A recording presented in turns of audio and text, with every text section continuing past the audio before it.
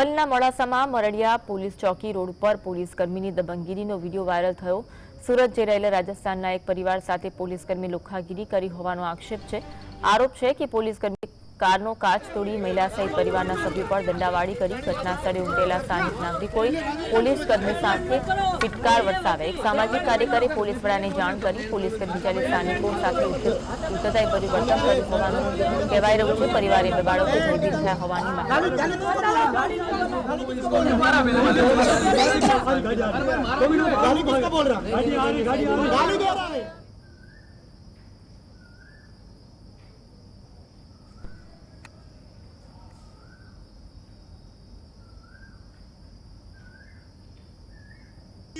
કેમ ઝપાઝપી કરવી પડી? ગાડીનો કાચ કેમ તોડવો પડ્યો?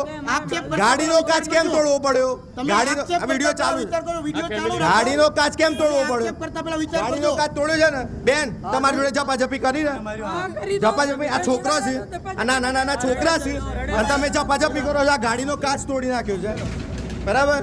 કઈ વાત તોડ્યો છે ગાડીનો કાચ? કયો તોડ્યો છે? भाई ड्राइवर क्या अभी जाओ ड्राइवर आज अंगे વધુ વાત કરીશું। સંવાદદાતા રાકેશ ફોનલાઈન પર જોડાયા છે। રાકેશ, ઘટના અંગે માહિતી આપશો।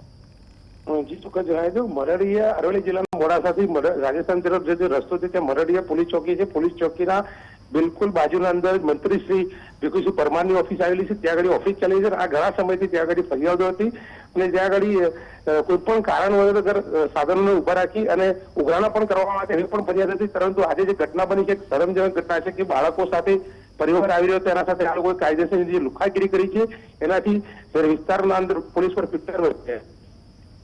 આભાર માહિતી આપવા માટે।